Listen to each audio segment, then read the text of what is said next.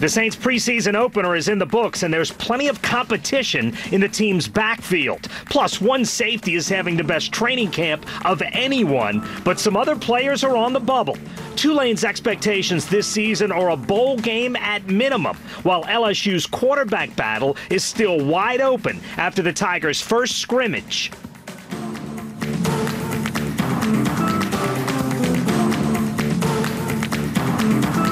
Training camp enters its final week as the Saints get win number 1 in the preseason. I'm Doug Mouton. Welcome to 4th Down on 4. Who do you think was the player of the game for the Saints? We got 3 choices: quarterback Taysom Hill, defensive tackle Devereaux Lawrence, or defensive end Mitchell Lavin.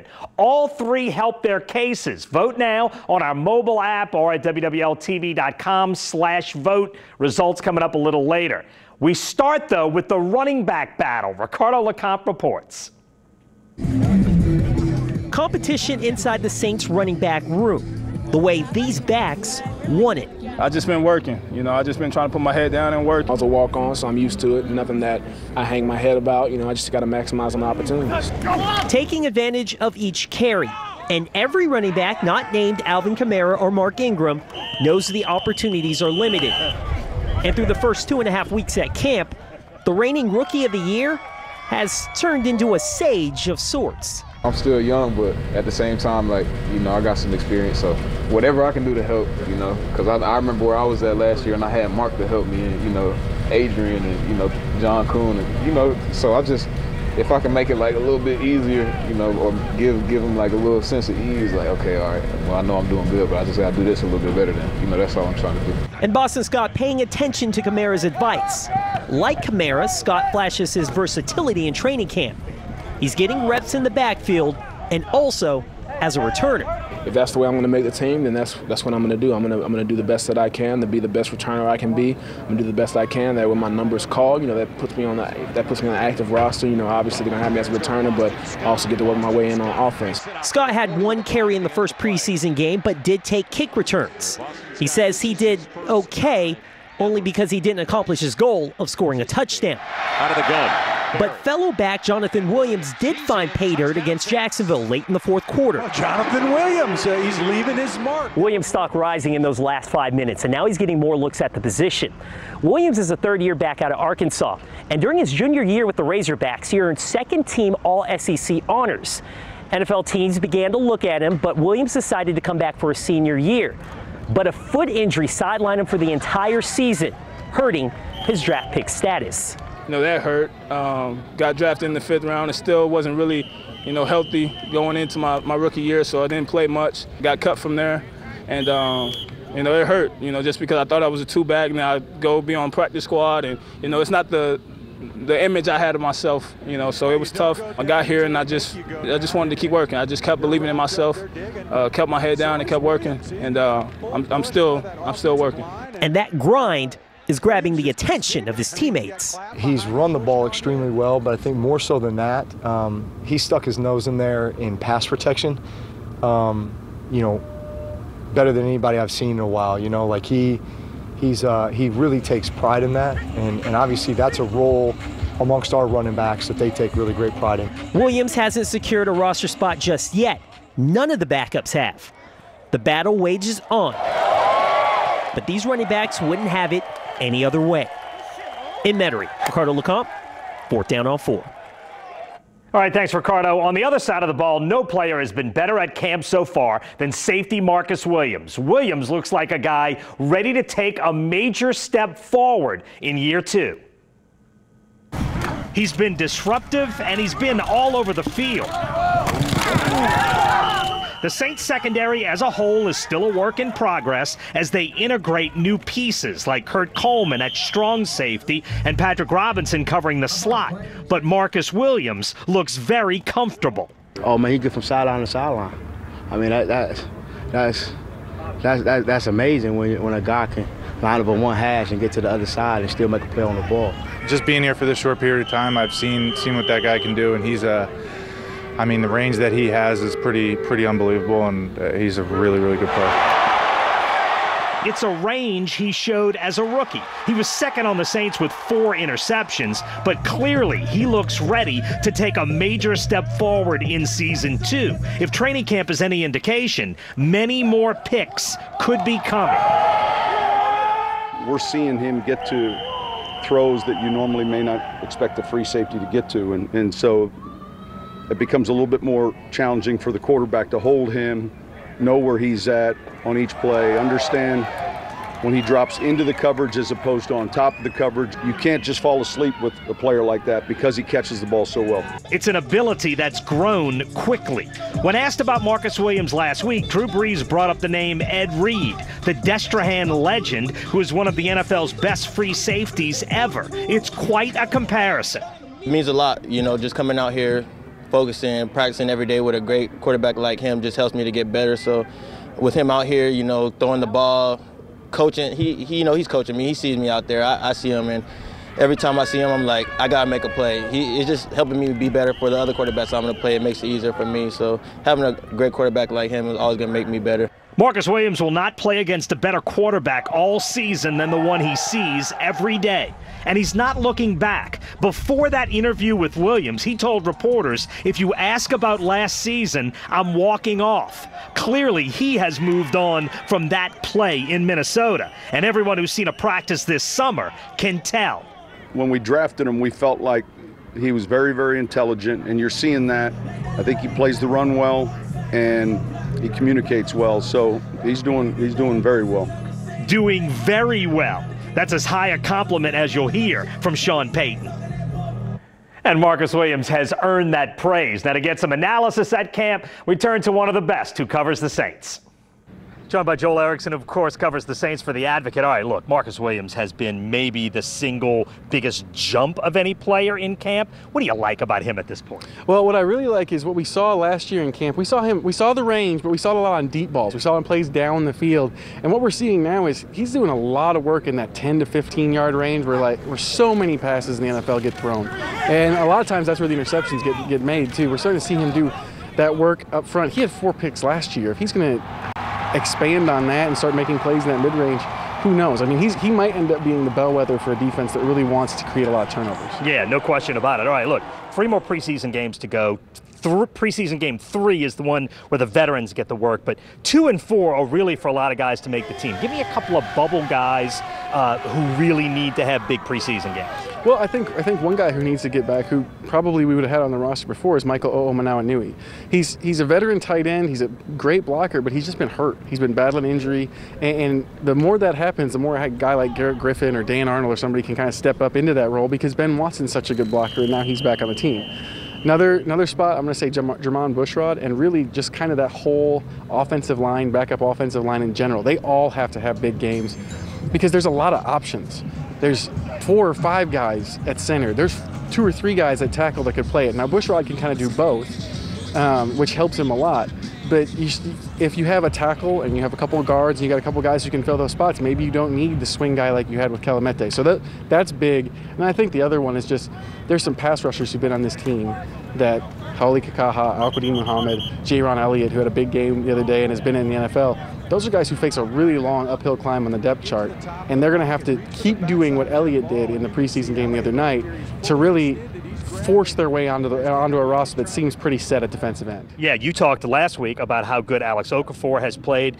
Trey Hendrickson's done a lot of good things. Is that maybe the position where the Saints could see the biggest upgrade this season? Is they have rushed the passer well at practice all camp, and you saw it in preseason game 1. Well, it depends. Especially if you're talking about the end of the season, definitely can be a big upgrade.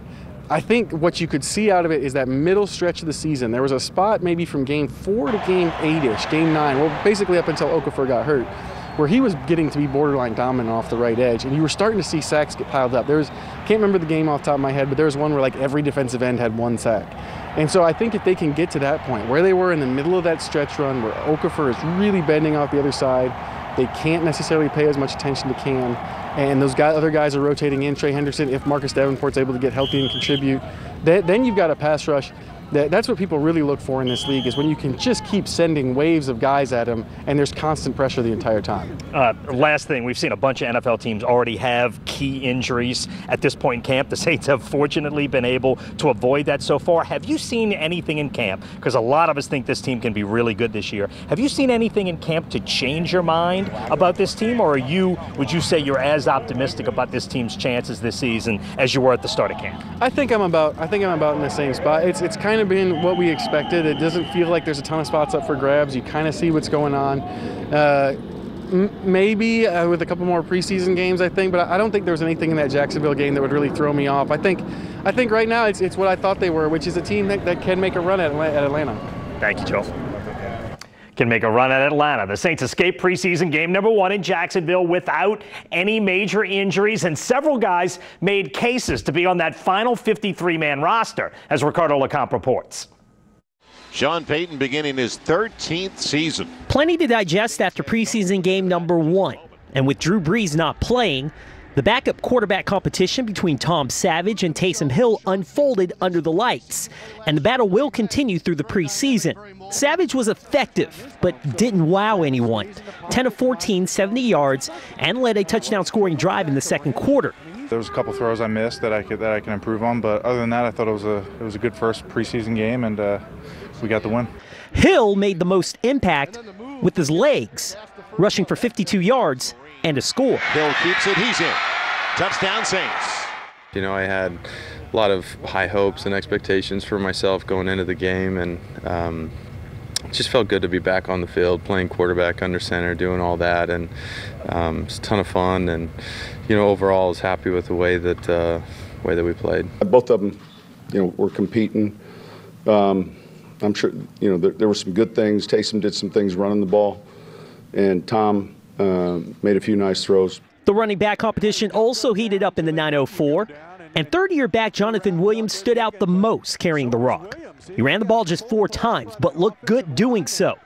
A crowded running back room, but Williams made a case to stay in it. Oh, Jonathan Williams, he's leaving his mark. You know, every day in practice is a competition. You know, it's a friendly competition. You know, guys are still helping each other out, but every day, you know, you have to come with your best every day. So it elevates your game.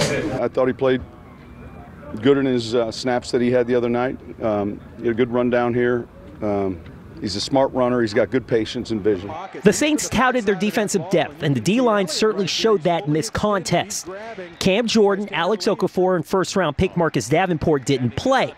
So players like Mitchell Lavin created havoc, and both Devereaux Lawrence and Jaron Elliott combined for 4.5 sacks. Lawrence, a guy Payton pointed out after the game. He's worked hard. He's one of those guys you see in the training room that whole offseason, you know, getting healthy, and he's an explosive guy. So it's great to see someone that really has put in the time and effort. Keep working with him and getting him reps and getting him better. Sean Payton says they rewind every preseason snap 8 times to grade players. Their next chance comes Friday night at the Superdome against the Cardinals. Ricardo LeCompte, 4th Down on 4. Coming up, we'll head uptown where Willie Fritz's team insists this is the year they reach a bowl game, and the Wave's talented quarterback is one reason why. And later, I'm not going to man. The defense dominated LSU's Saturday scrimmage, which has Ed Ogeron unsure which quarterback will be named the starter. All right, Tulane fans are tired of seeing this. It's the final play of last season. If Jonathan Banks gets into the end zone, the Green Wave are going to a bowl game. It looks like he did, but he is called short, and the Wave season ends 5-7. A big reason for the optimism now centers around Banks, who is now a senior, and Willie Fritz and his team are not afraid to talk about their expectations for this season. They're high uptown. At Tulane Media Day this week, the Wave brought out a dozen players to talk about the upcoming season. Every one of them said a bowl game is now an expectation. I don't even think it's a goal. It's what's going to get accomplished. Our goals as a team, make a bowl game, compete for a conference championship. Those goals won't change. We felt like we should have been in the bowl game last year, obviously. Things didn't happen that way, so you have to go even harder. We think about on going conference championship. if we go to conference championship, we have the bowl game already. In his third season now, Willie Fritz says he feels better about his big guys. Tulane should be better along the offensive and defensive lines. I really feel like we got a lot more Division I football players that can play in the American. And that's across the board, and his offense has a chance to be special. I feel like this is going to be a big year for us as an offense. I feel like we're going to be a very dominant offense. Darius Bradwell was actually recruited to be Tulane's quarterback, but now, heading into his junior season, he figures to get the ball a lot as Tulane's #1 running back. Coming out of high school, I had a lot of people in the Power 5 tell me that, but, I was always stuck in the mind of being a quarterback. But after, doing some hard research and everything, I really, truly believed I'm a running back. And, the film shows that I could do it, and I'm able to do it at a higher level, too. Now Bradwell has a chance to be a terrific 1-2 punch with the guy who is Tulane's quarterback, Jonathan Banks. Tulane was 20th in America last season in rushing offense, using a ton of triple option, but that also had another effect. Defenses their way of combating teams that run the triple option is to pack the box and get more in the core than you can account for. When you're running triple option, you're playing 11-on-11 football. And so you get a lot of man coverage, you get a lot of man free, and it really opens up the pass. Willie Fritz's offense wasn't supposed to be receiver friendly, but wideouts Darnell Mooney and Taron Ankalad have flourished in Tulane's run-heavy offense. And the reason is because Jonathan Banks is always looking downfield. I tell them, when I'm running, when I break out, y'all just keep y'all head down the field. Be a receiver still, because I'll still throw that thing on the run. For Jonathan Banks, throwing it does come more natural to him than running it, because that's what he learned. Playing Pee-wee football, Banks quarterbacked a 5-receiver spread offense as a 10-year-old. There was nobody else in Little League doing it. I was the only one doing it. Yeah, we was just running and gunning, fast tempo. And Banks still plays like that Little League gunslinger. And for all the upgrades Tulane feels it's made this season, the single biggest reason for optimism uptown is they believe Jonathan Banks is good enough to play on Sundays. They believe he'll take a major step forward this season. He's done some great things, but he's nowhere tapped out, nowhere near tapped out. And he's going to, I think we'll see even a much improved quarterback play out of Jonathan this year, and he did a heck of a job for us last year. And for what it's worth, Banks makes Tulane fun to watch, and the team has definitely bought in. We're looking better than we ever looked. Since I've been here, whether they've been younger guys or not, I really feel confident about this team, and we're really looking forward to changing the culture of Tulane. We're going to take it game by game and, not be too cocky about it, just be real confident that we're going to take it game by game and just take it come first, August 30th against Wake Forest. The Demon Deacons won 8 games last season, including the Belk Bowl, so it's a great first test for Tulane at home. Still ahead, junior transfer Joe Burrow turned LSU's quarterback battle upside down, but he has yet to convince head coach Ed Orgeron that he's better than Miles Brennan or any other Tiger quarterback. We'll head to Baton Rouge when we come back.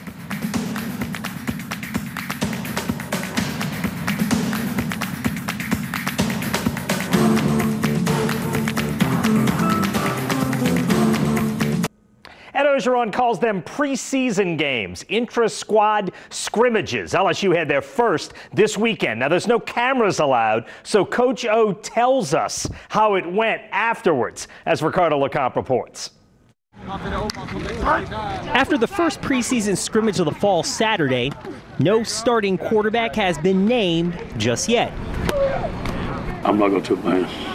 Ed Orgeron taking his time deciding on the next signal caller for the Bayou Bengals. I want to give them all a chance, obviously. I got to talk to Steve. We got to see after preseason game 1 where our guys stack up, what guys need more reps and more situations. It's a process. We still have 2 big preseason games left. We'll let them all go. Orgeron doesn't feel any pressure to name a starter now. He wants the competition to continue to play out. All 4 quarterbacks, Justin McMillan, Miles Brennan, Lowell Narcisse, and Joe Burrow, got reps with the first team. Coach O more concerned with his offense as a whole in the first scrimmage. Not being in sync, really there was a lot of offsides, holding, just penalties that we need to eliminate. First preseason game, guys are fired up, guys don't want to make the depth chart, trying to do too much. You got to settle down. The defense took advantage of those miscues. Odron wants the offense to clean it up before the second scrimmage. But so far, he likes what his QBs are doing. I'm going to tell you that every day. I mean, I look at the positive those guys do. I like all those guys. It's going to be a close call. The Tigers will return to practice Monday. The second preseason scrimmage takes place next Saturday. Ricardo LeCompte, 4th Down on 4. All right, thanks, Ricardo. Right now, the Bovada Sportsbook in Las Vegas has Miami as 3-point favorites in that opener. The game 3 weeks from tonight. We're back with more 4th Down on 4 in a minute.